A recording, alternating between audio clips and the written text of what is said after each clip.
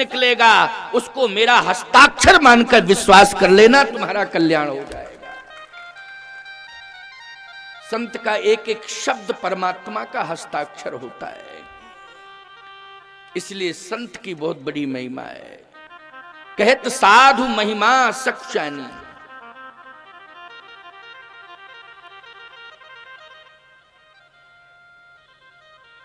संत भगवंत के स्वरूप होते हैं। संत भगवंत ये निरंतर, इनमें कोई अंतर नहीं है,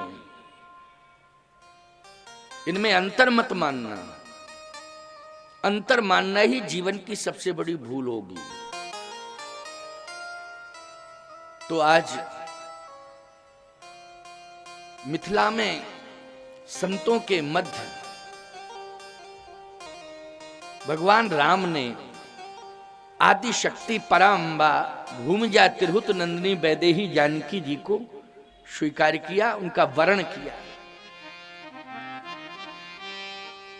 मिथिला के सब इंतजार कर रहे हैं कि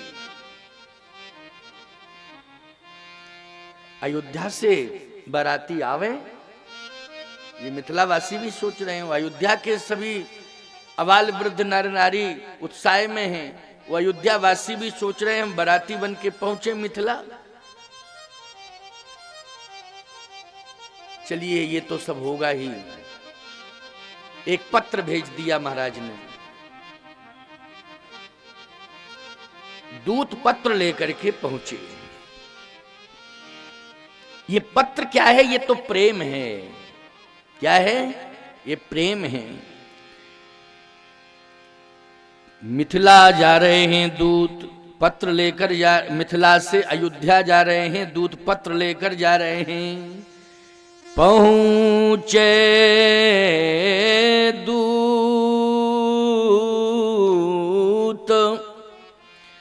रामपुर पावन, पहुंचे दूत रामपुर पावन, पहुंचे दूत रामपुर पावन। हर्षे नगर बिलोक सुहावन, हर्षे नगर बिलोक सुहावन। हर्षे नगर बिलोक सुहावन, हर्षे नगर त्रिलोक सुहावन। पहुँचे दूत रामपुर पावन, पहुँचे दूत रामपुर पावन। पहुँचे दूत रामपुर पावन। लेकिन विशेषता क्या है कि अयोध्यापुरी को देख करके इतने प्रसन्न हो गए कि मेरी श्री किशोरी जी का विवाह बहुत अच्छी जगह हुआ, बहुत अच्छी जगह हुआ, बहुत सुंदर, दिव्याति दिव्य, सब विधि पुरी मनोहर जानी, सकल सिद्ध प्रद मंगल खानी। यहां तो मंगल ही मंगल दिखाई दे रहा है चारों तरफ। क्यों भैया? आपको कितनी प्रसन्नता होगी कि बेटी जिस घर में जाए उसमें मंगल, जिस मोहल्ले में जावे उसमें मंगल, और जिस नगर में पहुंचे उसमें मंगल। तो अयोध्या में जहां भी देखा जा रहा है, जहां दृष्टि जा रही है, वहां मंगल ही मंगल दिखाई दे रहा है। मिथिला के दूत प्रसन्न हो गए कि हमारी श्री किशोरी जी बहुत अच्छी जगह पधारेंगी। धन्य है विधाता। महाराज श्री जनक ने तो कोई प्रयास नहीं किया था, लेकिन बिना प्रयास के इतनी सुंदर सफलता मिल गई। विधाता लाख लाख बार तेरे चरणार बिंदों में हम सब का समर्पण है। अरे विधाता तो वहीं पहले से पहुंच गया है। क्यों भाई? विधाता तो पहले ही से पहुंच गया। अब एक और विशेषता है अयोध्या की अयोध्या का वातावरण अच्छा है। देखो भैया, आप अपने नगर का वातावरण अच्छा बना लें तो आपका नगर अयोध्या है। वातावरण अच्छा होना चाहिए। पर्यावरण वृक्षों से मिलता है, ये सत्य है।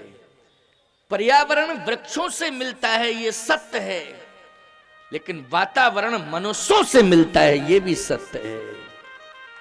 मनुष्यों से ही तो वातावरण मिलता है। क्या वातावरण और पर्यावरण, ये दोनों ही आवश्यक हैं। समन्वय होना चाहिए कि नहीं? वातावरण के लिए, पर्यावरण के लिए प्रकृति की आवश्यकता है, और सुंदर वातावरण के लिए सनातन संस्कृति की आवश्यकता है। सनातन संस्कृति से हम जुड़े रहेंगे तो सुंदर वातावरण हमारा होगा। ये कितनी सुंदर संस्कृति है कि आप सब बिल्कुल शांत मुद्रा में बैठकर कथा सुन रहे हैं। इससे अच्छी बात और क्या हो सकती है? बहुत उत्तम बात है। धन्य है आप, धन्य है आपका जीवन, धन्य है आपके माता पिता, धन्य है आपके गुरुजन जो इतनी बढ़िया शिक्षा और प्रेरणा दी है आपको। वातावरण भी बहुत अच्छा है। जैसे ही प्रवेश किया तो महाराज श्री दशरथ को पता चला कि मिथिला से दूत आए हैं, बुलाया जाए दूतों को। और जैसे ही दूतों को बुलाया तो उन दूतों ने प्रणाम किया और महाराज को वो पत्र दे दिया। आहा, पत्र मिला। ये महाराज श्री जनक ने पत्र भेजा है। पत्र में भाषा क्या लिखी हुई है, उस भाषा पर विचार करना है। पहले तो महाराज ने पत्र लिया, फिर पढ़ें तब तो भाषा समझ में आवे। एक बड़े अच्छे साहित्यकार थे, लेखक भी थे वो। तो उन्होंने कहा महाराज मिथिला से जब पत्र आया अयोध्या में तो महाराज श्री दशरथ को पत्र मिला, तो पत्र को देखते ही प्रसन्नता हुई कि पत्र की भाषा पढ़ के प्रसन्नता हुई? तो मैंने कहा भैया पहले तो पत्र मिले तो पत्र लेके ही प्रसन्न होना चाहिए। क्यों? खत का मजमून भांप लेते हैं लिफाफा देख के। लिफाफा से थोड़ा पता लग चल जाता है कि इसमें क्या भाषा होगी, है? तो इतना सुंदर मांगलिक लिफाफा था वो, क्योंकि संकेत दे रहा था कि इसमें मंगलमयी भाषा है। क्यों भाई? विवाह का, निमंत्रण का जो पत्र आता है उसमें कुछ इस प्रकार की कलाकृति आदि होती है, या हरिद्रा आदि अक्षत वगैरह सब ये सिस्टम रहता है कि नहीं रहता? ये सब मंगल सूचक है कि नहीं? विवाह का निमंत्रण किसी को दिया जाए, ठीक है, उस समय प्रिंटेड व्यवस्था नहीं थी, हस्तलिखित पत्र ही दिए जाते थे, लेकिन हल्दी अक्षत आदि ये सबसे अलंकृत किया जाता था। तो समझ में आ जाता था कि ये पत्र किसके लिए आया है और इसकी भाषा क्या होगी। वो मांगलिक स्वरूप पत्र में देखा, निश्चित रूप से मिथिलापति ने कुछ कुछ तो सुन ही लिया था प्रभु राम के बारे में कि क्या किया उन्होंने, लेकिन पत्र को देख करके हृदय से लगा लिया। पत्र हृदय से लगाया, नेत्रों से आंसू आ गए। बारी बिलोचत बाचत पाती, बाचत पाती,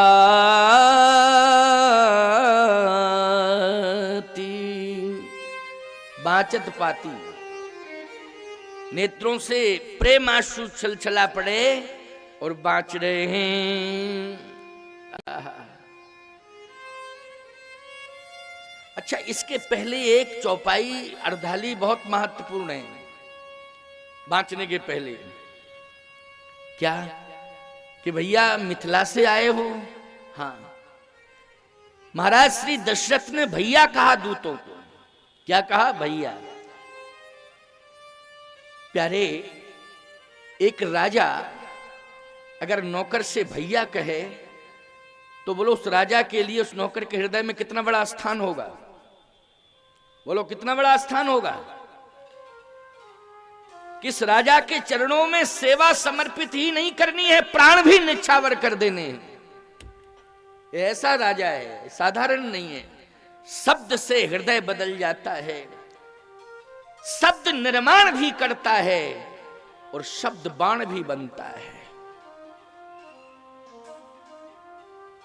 शब्द से जिंदगी का निर्माण हो जाता है और शब्द से ही जिंदगी का अंत हो जाता है।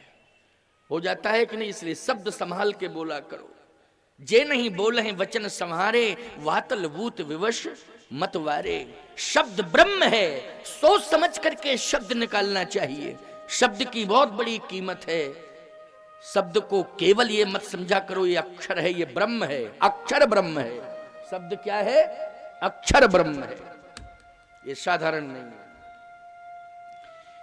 एक शब्द निकला, जनकपुर के दूत आहा गदगद हो गए।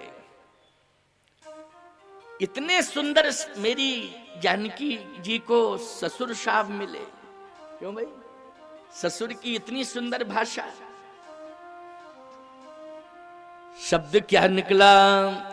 भैया कहो कुशल दो बारे, तुमनी के निज नयन निहारे। भैया कहूँ कुशल दो बारे, तुमनी के निज नयन निहारे। भैया, तुमने मेरे बेटों को आंखों से देखा है? हाँ देखा है महाराज। जिनके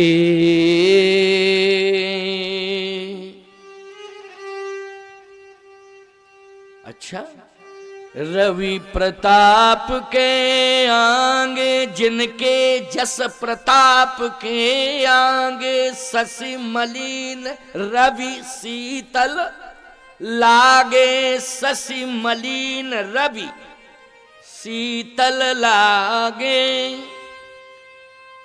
ऐसा यश कि शशि मलिन रवि शीतल लागे। अब बोलो भैया, चंद्रमा में शीतलता होती है और सूर्य में उष्णता होती है, लेकिन रवि शीतल लागे। शशि मलिन रवि शीतल लागे, ऐसा उनका यश प्रताप है।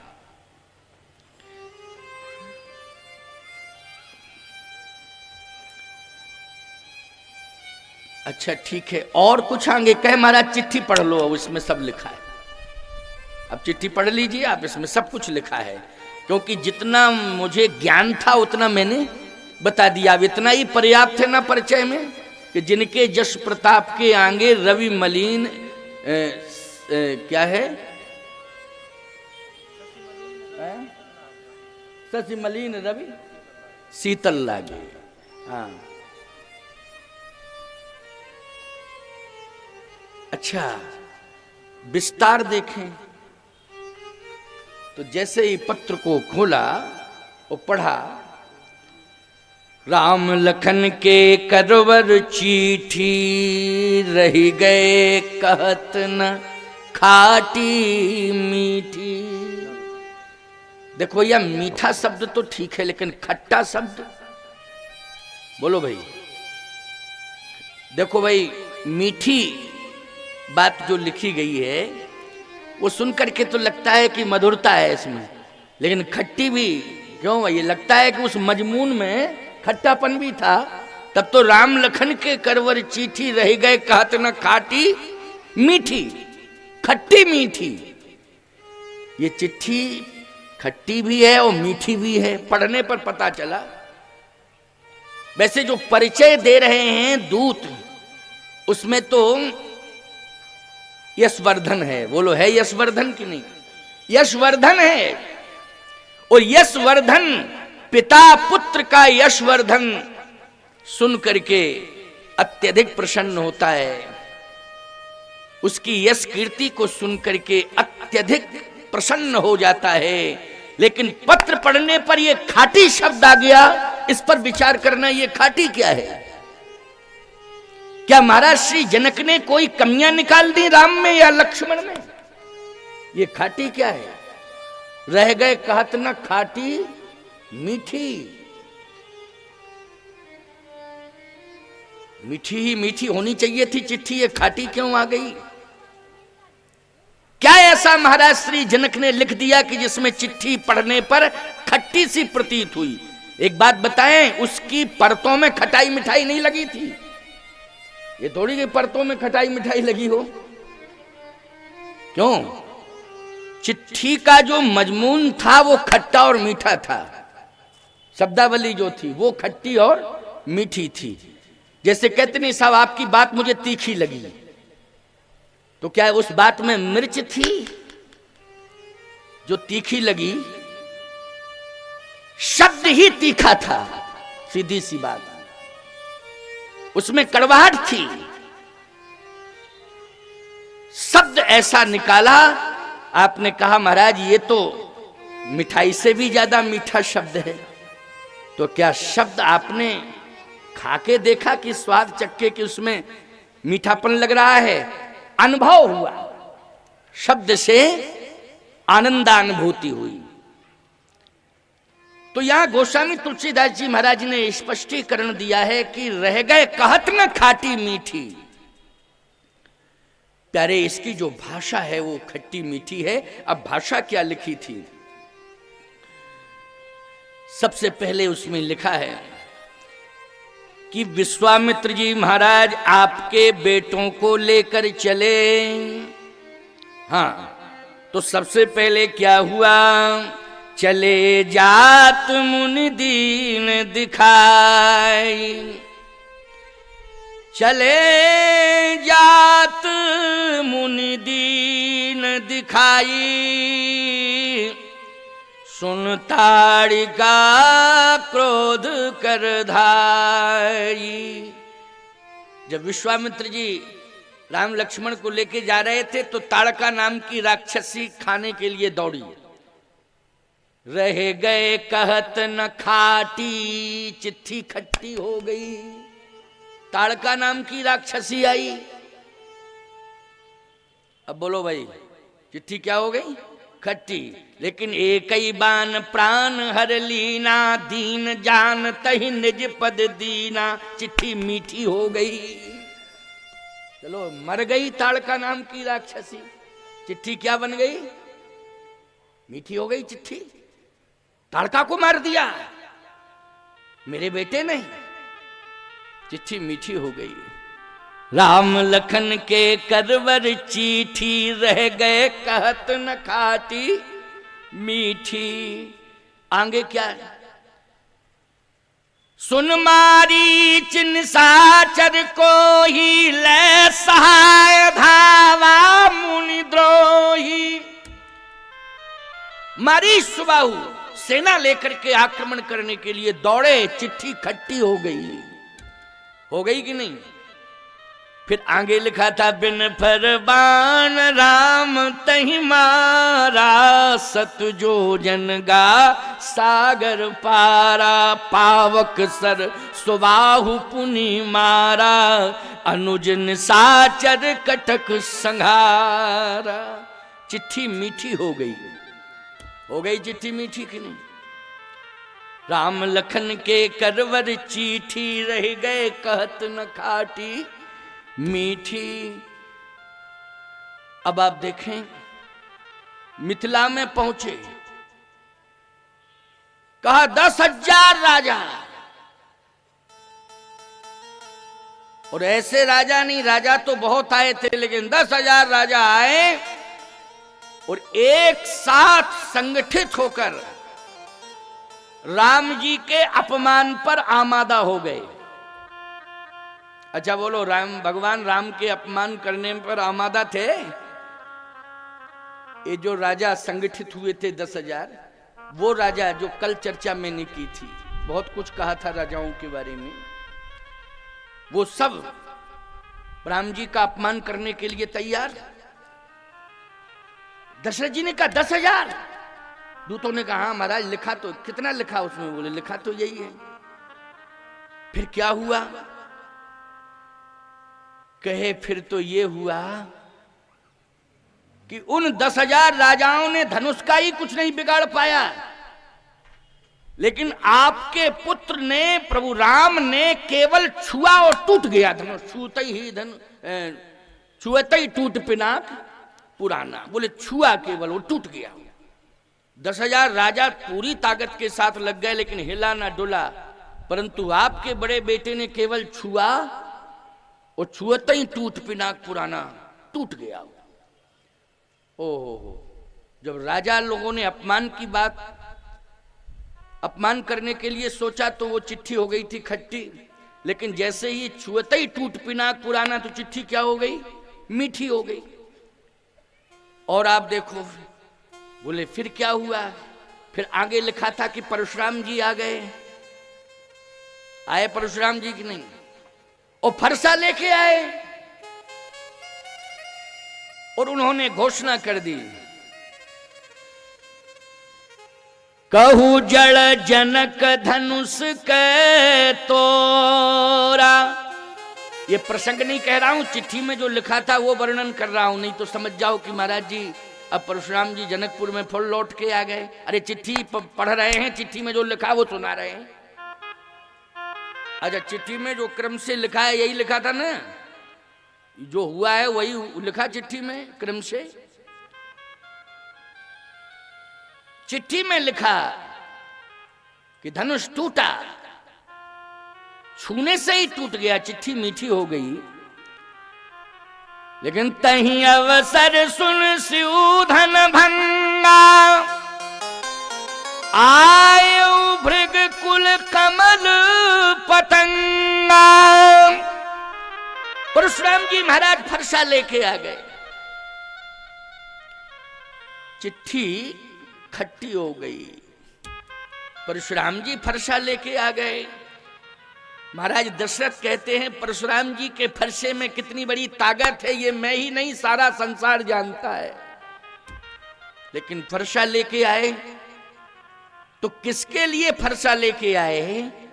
राजाओं के लिए तो नहीं आए जो मूर्ख राजा आए थे, कि मेरे बेटों के लिए आए। कहे महाराज चिट्ठी में जो लिखा है उसको पढ़ लो, वो सब लिखा है किसके लिए आए, कहते आए, उसको पढ़ लो। सत्य तो यह है प्यारे, परशुराम जी महाराज तो प्रभु श्री सीताराम जी के विवाह को मंगलमय ढंग से संपन्न कराने के लिए आए थे। निर्विघ्नता पूर्वक संपन्न हो, निर्विघ्नता पूर्ण ढंग से संपन्न हो। लोग बाग विरोधात्मक ढंग से परशुराम जी के चरित्र को प्रस्तुत करते हैं कि वो तो वहां विवाद करने आए थे, फरसा लेकर के उन्होंने तमाम प्रकार का उपद्रव कर डाला। गलत है ये प्रस्तुति। भगवान का विरोधी होता है क्या? भगवान का विरोधी होता है? पहले ये बताओ। भगवान मानी भगवान, परशुराम जी का आवेशा अवतार है, और परशुराम जी का आवेशा अवतार है प्यारे, इसलिए उनका शस्त्र ही परशु है। भगवान राम का भी तो शस्त्र है, वो धनुष है, क्यों भाई, है कि नहीं? वो परशुराम जी का शस्त्र क्या है? परशु है तो वो राम, लेकिन परशु लेने से क्या हो गए वो? परशुराम। वस्तुतः है वो राम। हमारे प्रभु राम लेकिन ये धनुष लेने से धनुषधारी राम हो गए कि नहीं हो गए? रघुवंश में जन्म लिया इसलिए रघुवंशी राम है। भृगुवंश में जन्म लिया परशुराम जी भृगुवंशी राम है। बोलो है कि नहीं? भृगुवंशी राम है, ये रघुवंशी राम है। श्री कृष्ण यदुवंशी कृष्ण है। बोलो है कि नहीं? इसलिए उस वंश में विशेषताएं होगी तभी तो आए। हम तो कहते हैं तुम लोग भी अपने वंश में ऐसा काम करो कि भगवान आ जाएं किसी न किसी रूप में। क्यों भाई? ऐसा काम करो। भगवान ये नहीं है कि सुनिश्चित कि हमेशा जब भी आएंगे तब एक ही वंश में आएंगे, जिसमें आते रहे उसी में आएंगे। नहीं नहीं प्यारे, अच्छा काम करो, तुम्हारे वंश में भी आएंगे, किसी न किसी रूप में आएंगे। और यदि धनुष बाण लेकर के नहीं आएंगे तो याद रखना संत भेष धारण करके तुम्हारे घर में आएंगे। संत यदि आ गया तो समझ लेना भगवान आ गए। संत का भेष धारण करके आएंगे। इसलिए ऐसा मत सोचा करो कि भगवान हमारे वंश में नहीं आते हैं। एक बार लिख गया पुराणों में, वही वंश का वर्णन होता चला आता है। संत यदि तुम्हारे घर में आ गया है, उसका जन्म हो गया है, तो ये समझ लेना चाहिए कि हमारे घर में भगवान आ गए। तो आज परशुराम जी विरोध करने के लिए नहीं आए, फिर निर्विघ्नता पूर्वक प्रभु राम का विवाह महोत्सव संपन्न हो, इसके लिए परशुराम जी आए हैं। भगवान ने भी तो संकेत दिया था। कल की कथा आपने सुनी थी। लक्ष्मण जी से क्या कहा? लक्ष्मण जी से यही कहा था कि लक्ष्मण, तुम्हें धनुष्मान उठाने की जरूरत नहीं है। महाराज श्री जनक राजा हैं, उनके पास भी सेना है। जनक जी ने भी कभी सेना के लिए संकेत नहीं किया, आदेश नहीं दिया कि युद्ध के लिए तैयार हो जाओ, क्योंकि जनक जी भी ब्रह्मवादी हैं। इसलिए वो ब्रह्म पर विश्वास करते हैं, भगवान पर विश्वास करते हैं। और सत्य कह रहा हूं आपसे, प्रभु राम भी परशुराम जी के व्यक्तित्व से प्रभावित हैं, उन पर विश्वास करते हैं कि मेरा भगवान है वो। और निश्चित रूप से जब मेरे ऊपर संकट आएगा तो मेरा भगवान जरूर आएगा, जरूर आएगा। इसलिए लक्ष्मण, तुम्हें धनुष बाण उठाने की जरूरत नहीं है। अरे धनुष बाण की क्या जरूरत है? क्या सेना की जरूरत है? भ्रकुट विलास सृष्टि लय होई। बोलो भाई, ये राजा वाजा कहां लगते हैं? ये है क्या राजा? कुछ नहीं करना है, फिर भगवान पर भरोसा करना है। किस पर भरोसा करना है? भगवान पर भरोसा करना है। सावधान,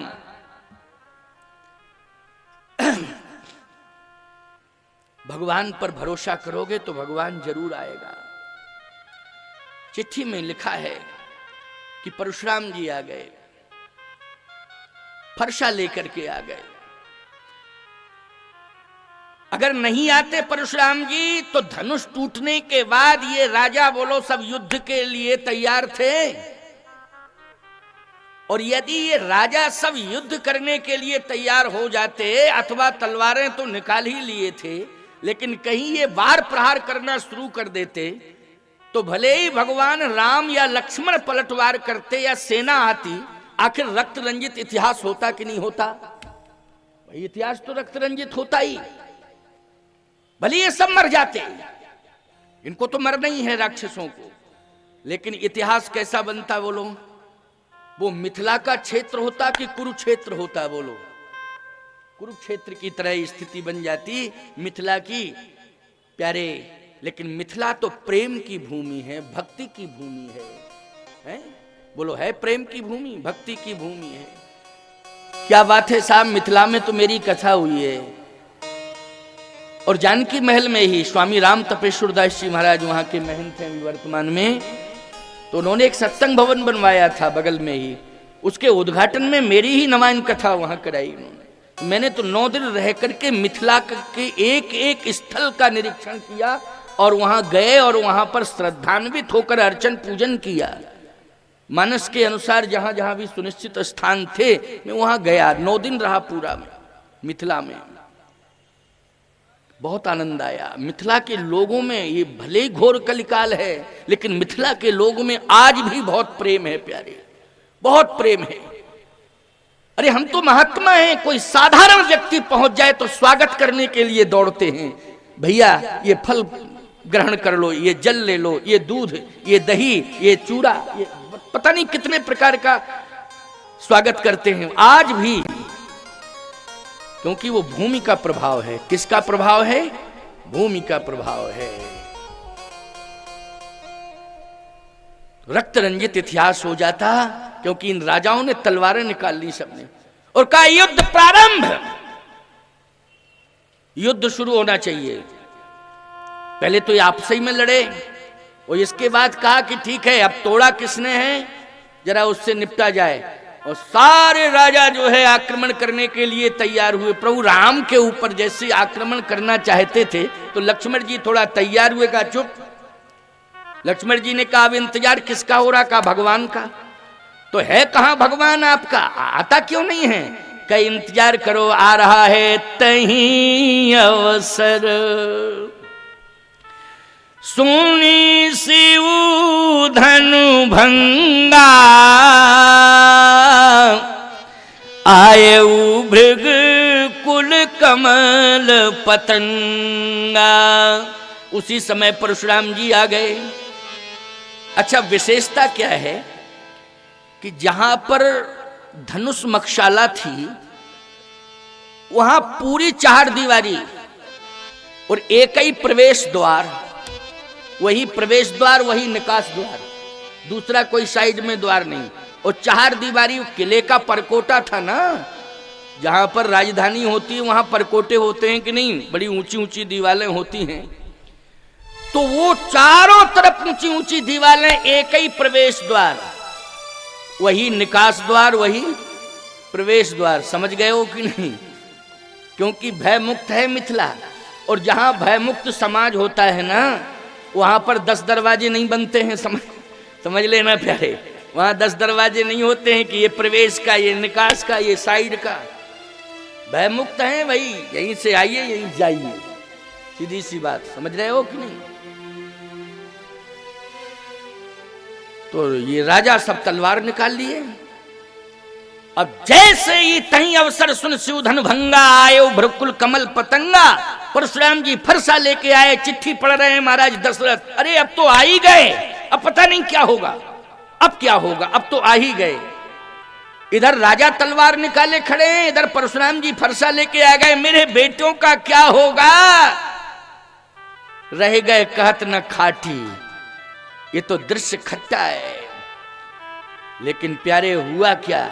जैसे परशुराम जी को देखा तो ये जितने भी राजा थे 10,000 जो तलवार लिए थे, वो सारे के सारे राजा कांपने लगे परशुराम जी को देख के। और एक राजा तो ये बोला, कहो ये नहीं जानते थे ये मुसीबत आ रही, नहीं पहले ही चले जाते तो बहुत अच्छा था। लेकिन देखो ये बाबा आ गए फरसा लेकर के, अब क्या होगा? बगल वाला राजा बोला कि चुप रहो, अब शांत रहो बिल्कुल। और ये शस्त्र हथियार, बोले हथियार को डाउन किए रहो, नीचे दिखाई ना दे, और कोशिश करो कि ये पीछे आ जाए तो ज्यादा अच्छा है हथियार। अब ईमानदारी से बताओ, ये भय की मुद्रा है कि नहीं है? भय की मुद्रा। राजाओं ने हाथ नीचे किए, शस्त्र भी नीचे है, कुछ ने पीछे छिपा लिया।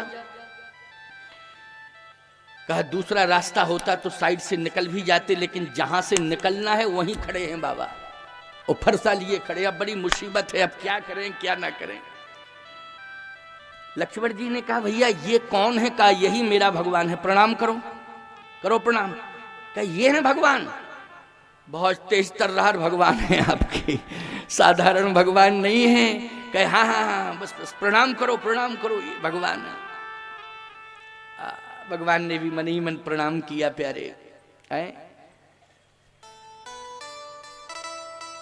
जनक जी दौड़े परशुराम जी की ओर। ये सब चिट्ठी में लिखा है, चिट्ठी पढ़ी जा रही है, वो सब कुछ लिखा है। जितनी भी घटना घटी है अयोध्या से लेकर के मिथिला तक जो भी हुआ है वो सब चिट्ठी में लिख दिया स्पष्ट रूप से। और चिट्ठी पढ़ के ही महाराज श्री दशरथ को पूरी जानकारी मिली, पहले कोई जानकारी ज्यादा नहीं मिली। विश्वामित्र जी ने तो कोई जानकारी दी नहीं, संपूर्ण जानकारी किसने दी? पत्र ने। और वो पत्र लिखा किसने? महाराज श्री जनक ने। और लेके कौन गए? पहुंचे दूत रामपुर पावन। चिट्ठी में पढ़ रहे हैं कि परशुराम जी महाराज फरसा लिए खड़े हैं। जनक जी दौड़े और जैसे ही प्रणाम किया तो कहा, जनक ये भीड़ कैसी है? क्या महाराज बेटी का विवाह है। अच्छा अच्छा अच्छा, बेटी का विवाह है। यहां कोई घटना तो नहीं घटी? क्योंकि मेरे कानों तक आवाज पहुंची है, तो वो स्थल ये नहीं है क्या? कोई बात नहीं है, बेटी का विवाह है, महात्मा का आना मंगल सूचक है। कोई बात नहीं, बहुत अच्छा हुआ जनक, बेटी का विवाह, मैं आ गया हूं, बिना निमंत्रण के आया हूं, ये मंगल सूचक है। संत अगर बिना निमंत्रण के पहुंच जाए प्यारे, तो ये समझ लेना चाहिए कि उस परिवार का मंगल करने के लिए परमात्मा स्वयं प्रवेश कर रहा है, ऐसा अनुभव करना चाहिए। इसलिए विवाह के समय मेरा आना हुआ, ये मंगल है, मंगल सूचक है। भगवान राम ने कहा, क्यों लक्ष्मण, संकेत कैसा मिल रहा है पहले ये बताओ।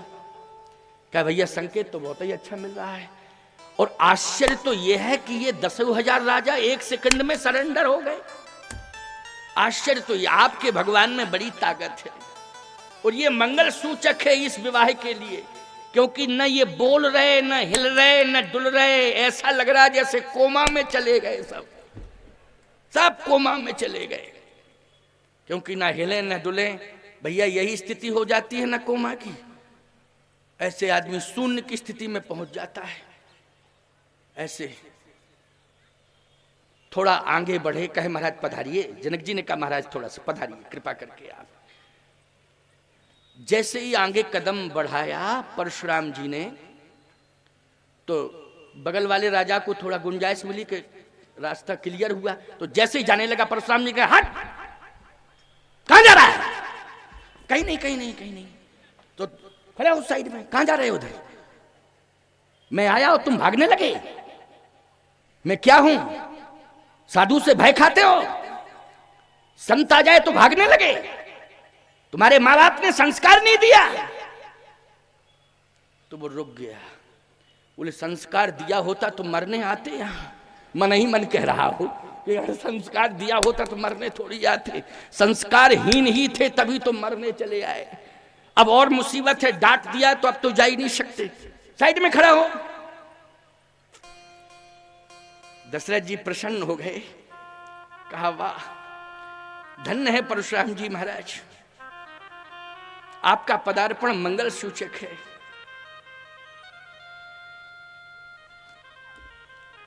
थोड़ा आगे बढ़े तो देखा धनुष के 2 खंड थे, एक इधर पड़ा था, एक इधर पड़ा। परशुराम जी ने कहा, जनक ये धनुष तो तुम्हारे यहां रखा हुआ था, लेकिन ये 2 भागों में।